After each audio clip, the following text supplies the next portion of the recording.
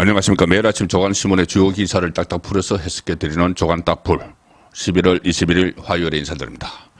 아침에 제가 조간신문들을 정리를 하다가 그냥 화가 났습니다. 왜 그러냐면은 지금 이재명이 이끄는 민주당 사람들이 윤석열 정부가 들어선 지 1년 반이 지났는데도 여전히 대선 불복 심리가 있는 것 아닌가.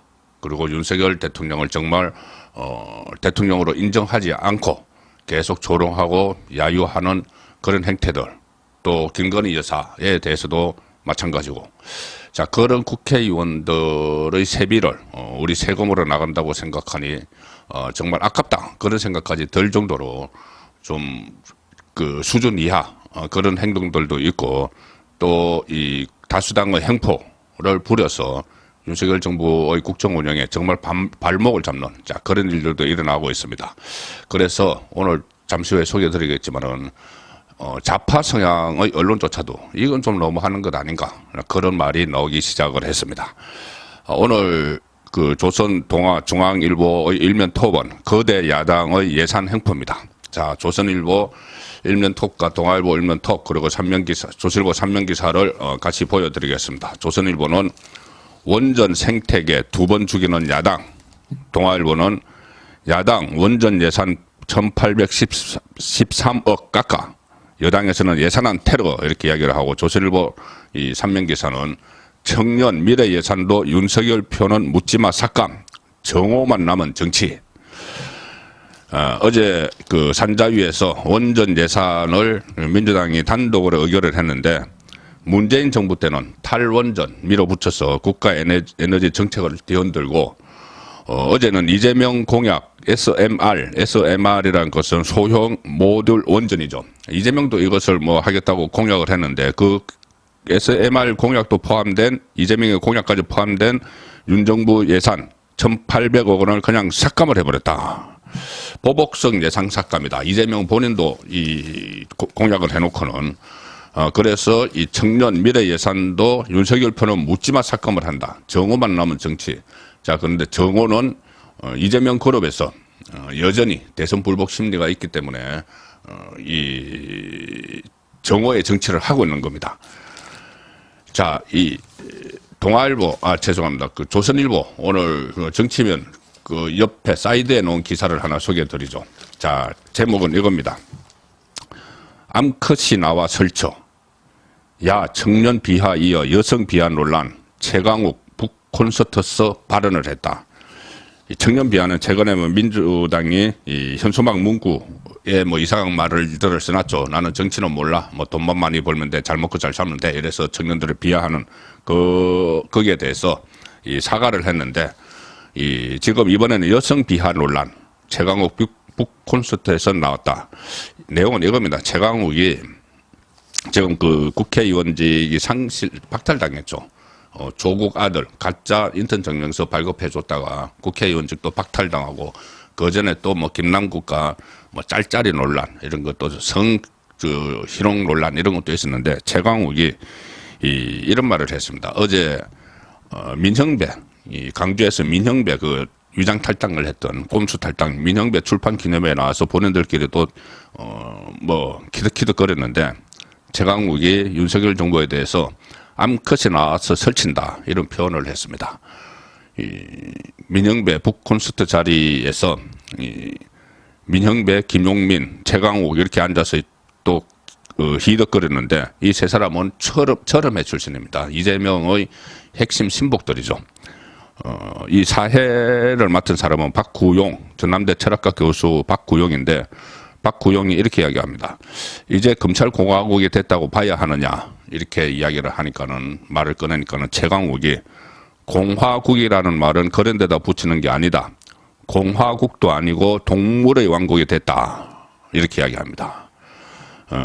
그러니까 박구용이, 사회를 보는 박구용이 윤석열 정부 하의 한국 정치가 영국 작가 조지 오웰의 소설 동물농장에 나오는 동물들의 모습과 비슷하다, 이렇게 그 이야기를 했습니다. 그러니까 최강욱이 동물농장에 비유를 하는데, 동물농장에서도 암컷들이 나와서 설치고 이러는 건 잘 없다. 윤석열 정부는 그걸 능가한다. 말을 해놓고 보니까는 이 잘못하면 또 논란이 일어날 것 같으니까는 암컷을 비하하는 말은 아니고 설치는 암컷을 암컷이라고 부르는 것일 뿐이다. 설치는 암컷. 자, 이 자리에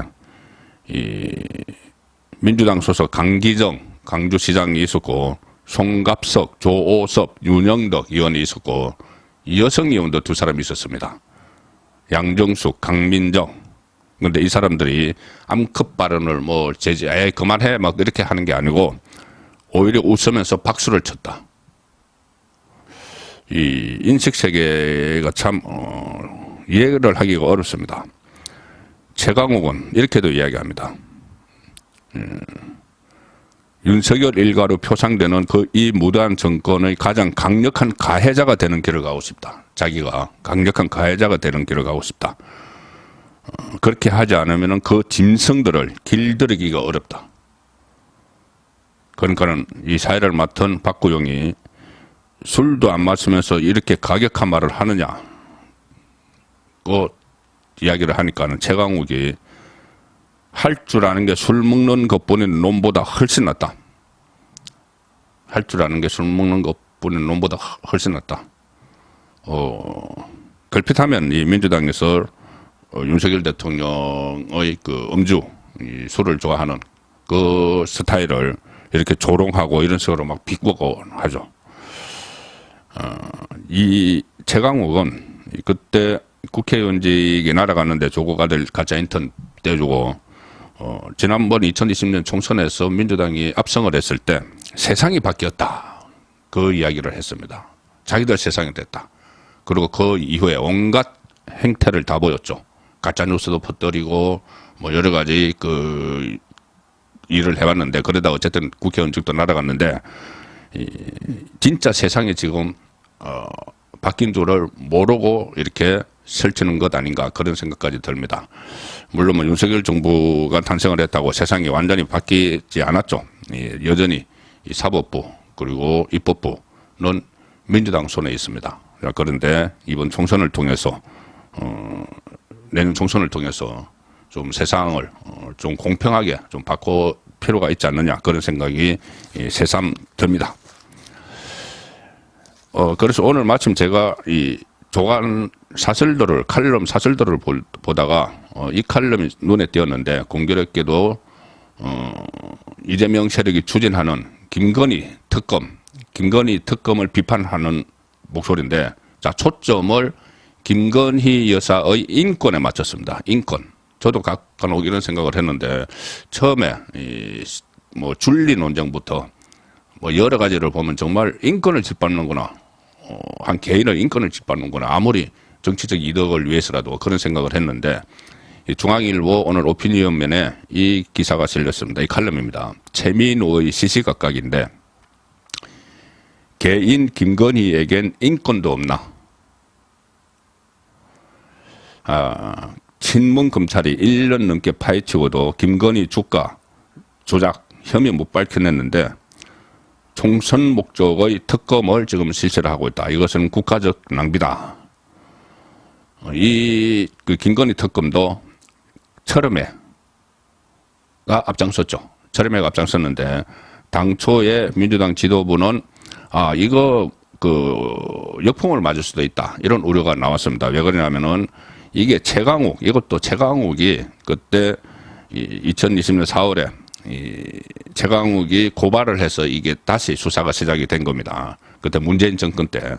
그런데 그때 미운 털이 박힌 윤석열 검찰총장을 수사 지휘선상에서 배제를 했죠. 추미애 장관이 지휘권을 박탈을 했습니다. 법무부 장관이. 그 상태에서 친문 검사들 이성윤, 이종수 서울중앙지검장이 지휘를 하고 중앙지검 형사 6부 반부패 수사위원회가 동원돼서 1년 반가량 김건희 여사 주변을 샅샅이 터들었습니다. 문재인 정권 때.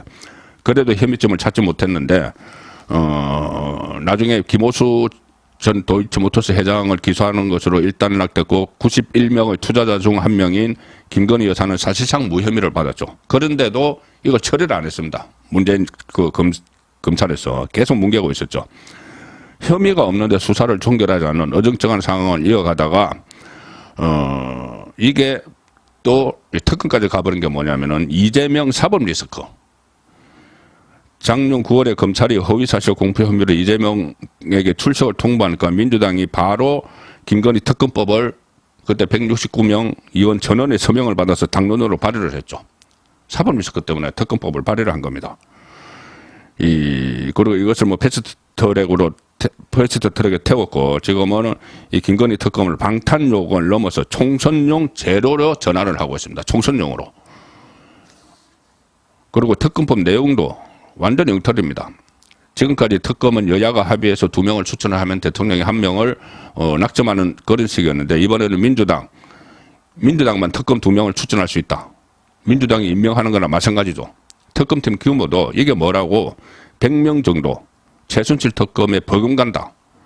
특검의 절차와 내용 모두 윤 대통령이 받아들일 수 없게 설계하고는 이걸 만약 윤석열 대통령이 거부권을 행사하면은 자기 부인 지키려고 특검 거부권을 행사했다. 이렇게 이야기를 지금 하려고 덫을 놓고 있는 겁니다. 이 칼럼은 이렇게 씁니다.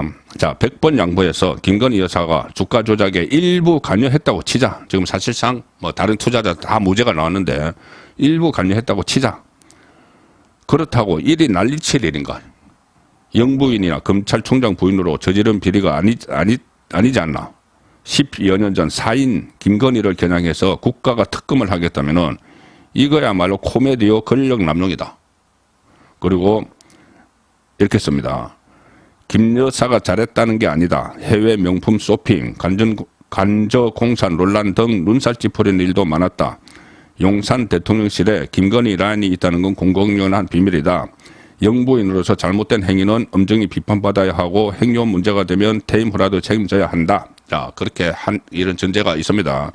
그렇다 해도 민주당 이재명의 정치적 이득을 위해서 대중의 관음증 충족을 위해서 개인 김건희를 들쳐서 난도질하는 건 폭력이다.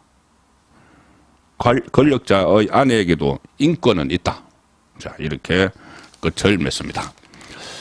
조금 제가 처음에 말씀드린 대로 경향신문 오늘 사설을 하나 제가 소개를 드릴 텐데 이 김용민, 민형배 이 사람들이 또 그 출판 기념회 조금 전에 말씀드린 그 최강욱이 망발을 한 그 출판 기념회에서 김용민과 민형배는 또 윤석열 대통령 탄핵 이야기를 했죠.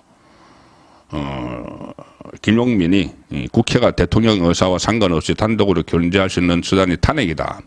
대통령 탄핵 발의를 해놔야지 반윤연대가 명확하게 쳐진다. 그러니까 민형배가 또 맞장구를 치면서 굉장히 설득력이 있다. 그리고 그 다음에 장경태가 또 그것을 받아서 다른 자리에서 윤석열 대통령 탄핵의 근거와 사유가 상당히 축적되고 있다고 본다. 이렇게 막 했습니다. 여기에 대해서 경향신문이 사설, 상당히 이례적인데 좌파 성향의 언론 경향신문이 사설에서 이것을 비판을 했습니다. 사설은 일반 칼럼과 달라서 칼럼은 밑에 칼럼 작성자를 써줘. 그러니까 그 작성자의 책임으로 쓰는 게 칼럼이고 사설은 이 사설을 쓴 사람의 이름이 없습니다. 그 이유는 이 사설은 신문사의 입장이기 때문이죠. 경향신문사 전체 입장이기 때문인데 이 사설에서 자 이렇게 씁니다. 경향신문 사설 이번엔 윤 대통령도 탄핵하자는 민주당 자중하라. 조금 전에 말씀드린 그런 상황을 쭉 써 주권자인 국민 뜻은 아랑곳 없이 정략적 수단으로 경향신문도 정략적 수단이라고 합니다. 정략적 수단으로 대통령 탄핵안 발의를 거론하는 행태가 매우 우려스럽다. 자, 그러면서 이거 경향신문의 사설입니다. 앞서서 이상민 탄핵소추, 이동감 방송통신위원장 탄핵소추, 이상민 행안부 장관 이 탄핵소추 추진 이런 것은 나름의 정당성이 있다고 평가할 수 있다. 경향신문이 그렇게 이야기를 합니다. 그러면서도 이렇게 덧붙입니다. 앞서 한덕수 국무총리, 한동훈 법무부, 원희룡 국토교통부, 박진 외교부, 김용호 통일부 장관까지 민주당이 탄핵을 거론한 국무위원이 한둘이 아닌데 이제는 윤석열 대통령을 탄핵하자는 목소리가 공개적으로 나왔다. 비공개가 아니고 뭐 이제 집회 이런 데서는 계속 나왔죠. 공개적으로 나왔다. 이런 식이면은 과반 의석을 가진 민주당이 습관적으로 탄핵 카드를 꺼내든다는 비판에 직면할 수 있다. 자, 같은 진영에서도 이 역풍을 우려하기 때문에 이런 사설을 쓰는 겁니다. 자중하라 이거죠. 이러다가 총선 진다. 좌파 진영의 목소리가 그렇게 나오는 겁니다. 어쨌든 지금 이 상황에서 이재명은 여전히 이 재판 리스크, 수사 리스크에 걸려 있는데, 자, 중앙일보 사이명 기사는 어제 제가 오후에 전해드린 기사 2개가 실렸습니다. 자, 하나는 비위 의혹, 이정섭 검사 압수수색, 이재명 수사 지휘 배제를 했다. 그 아래는 검찰 돈봉투 의혹, 송영길 지지 모임 위원 21명 명단 공개했다. 자, 이 내용은 어제 제가 소개를 드린 내용입니다. 일단 그 이정섭 수원지검 차장검사를 대전고검으로 발령을 내서 김의겸이 의혹을 제기했죠. 발령을 내서 일단 수사에서는 수사 지휘에서는 배제가 됐죠. 배제가 됐는데 어차피 이번 월말에 탄핵을 하면은 수사 지휘를 못 합니다. 그렇기 때문에 일단 대전고검으로 빼놓고 이 1차장 검사가 지금 대신 수사를 지휘하고 곧 2차장 검사가 임명이 되면은 수사 지휘권을 교체하는, 자, 그런 그런 한 수를 이제 검찰에서 둔 거죠. 자, 이 민주당 좌파의 민낯 줄줄이 지금 나오고 있는데, 오늘 조선일보 사이면은 이런 기사도 실렸습니다. 조국 입시 비리 2심 총선 전 선고 나온다. 법원 내년 2월 8일로 일정을 잡았다. 이재명 1심 선고도 총선 전에 나올 가능성이 높죠. 그런데 조국도 1심 선고가 나오면 법정 구속이 될 가능성도 있습니다. 1심에서 징역 2년을 선고받았죠. 조국은 최근에 비법률적 방식으로 명예회복할 길을 찾겠다. 총선 출마를 시사했는데, 비법률적 방식, 법률적 방식은 법치국가에서 이걸 피해 나갈 수 없죠. 서울고법 형사 13부가 이것을 2심을 맡고 있는데, 기무석 재판장이 어제 조국 장관 재판에서 이렇게 이야기했습니다. 이 사건은 기록이 방대하고 쟁점이 많기에 공판 기일을 무한정 끈다고 해결될 수 있는 문제가 아니다. 선고 가능한 날짜를 2월 8일로 전제하고 있다. 2월 8일쯤 선고를 하겠다는 이야기죠. 조국은 지금 자녀 입시 비리, 유재수 감찰 무마, 사모펀드 비리 13개 혐의로 기소가 됐고, 1심 판결은 기소 이후 엄청나게 질질 끌었죠. 3년 2개월 만인 올해 2월에 선고가 됐는데, 1심 재판부는 조국의 혐의 13개 중 8개를 유죄로 판단을 했고, 자녀 입시 비리는 7개 중 6개가 유죄가 됐다. 이 안에 조금 전에 말씀드린 최강욱 가짜 인턴, 이것도 있습니다. 가짜 인턴 증명서. 한 법조인은 이렇게 이야기합니다. 내년 총선 전에 조국 항소심 판결이 선고되고 여기에서도 1심과 마찬가지로 유죄가 나온다면 조국의 출마 자체가 쉽지 않을 것이다. 자, 출마 자체가 쉽지 않을 뿐더러 1심에서 2년 실형을 받으면서도 구속이 안 된 거는 배우자 정경심 씨가 구속이 되어 있었기 때문이죠. 근데 지금은 정경심 씨가 가석방으로 나와 있기 때문에 2심에서 똑같은 1심과 똑같이 2년 판결을 하면서 구속을 안 하면은 그것은 법원의 직무유기가 됩니다. 그래서 조국도 총선 전에 비법률적 방식이 아니고 법률적 방식으로 법정 구속될 가능성이 상당히 높다. 이렇게 말씀드리겠습니다. 마지막 소개해드릴 기사는 여권 관련 기사입니다. 자, 동아일보 그리고 조선일보 기사입니다. 동아일보는 여권 핵심 한동훈 출마 기운던, 한동훈 오늘 대전 24일 울산 방문, 그리고 조선일보는 다들 흠직거리는데 원희룡 가장 센 상대와 붙겠다. 이재명 지역구에서 명령 대전 이뤄지나, 이재명 대표 지역구인 인천 계양을에 원희룡이 출마해야 한다는 의견이 지금 나오고 있습니다. 중요한 건 원희룡 장관의 결심이겠죠. 그런데 원희룡 장관이 주변에 이렇게 이야기했다고 합니다. 만약 지역에 출마한다면은, 그러니까 비례대표가 아니고 지역구에 출마한다면 가장 어려운 지역에서 가장 센 상대와 붙고 싶다. 가장 어려운 지역, 가장 센 상대. 이재명이 가장 확실하죠. 특히 원희룡 장관이 지난 대선 기간 대장동 일타 강사 소리를 들으면서 이재명 대표 저격수 역할을 한 만큼 이번 총선에서 이재명과 맞붙을 적임자다 이런 그 말이 여권 안에서 나오고 있고 원희룡 장관도 의지가 있기 때문에 두 사람의 대결이 성사되면은 또 이런 효과도 생긴다는 거죠. 국민의힘 혁신위원회 권고안인 친윤 핵심 중진 의원들을 불출마 또는 험지 출마 여기에 마중물 역할을 할 수도 있다. 이 계양을이 일단 험지이기 때문에 그 전에 송영길이 여기서 계속 국회의원을 했었고 이재명에게 물러준 지역이죠. 그러니까 국민의힘 입장에서는 험지니까 여기에 원희룡 장관이 출사표를 던진다면은 이게 마중물이 돼서 다른 중진들의 결심도 앞당길 수 있다. 자, 원희룡 총선 힘든 곳 선봉대 시사를 했다. 선봉대에 설 것을 시사를 했다. 이재명 저격했던 대장동 일타 강사 그리고 근소한 차이라면은 저도 이긴 것이다. 이재명에게 저도 이긴 것이다. 물론 뭐 이겨야 되겠지만은 이재명은 작년 3구 대선에서 낙선한 뒤 그해 치른 6.1 보궐선거에서 계양을에 출마를 해서 초선 의원으로 국회에 입성해 있죠. 그런데 여권 관계자는 국민의힘 입장에서 계양을은 상당한 험지이기 때문에 원장관이 낙선하더라도 큰 손해를 보지는 않는다. 대래 근소한 차로 패배하면 지고도 이겼다는 평가를 받을 수 있다. 만약 명룡대전 이재명 원희룡 명룡대전이 성사되면 전국적인 관심을 받을 수 있을 것이다. 원장관이 유력한 차기 대선 주자로 발돋움하는 계기가 될 수 있다. 이렇게 해석을 했습니다. 11월 21일 보내드린 조간 따풀이었습니다.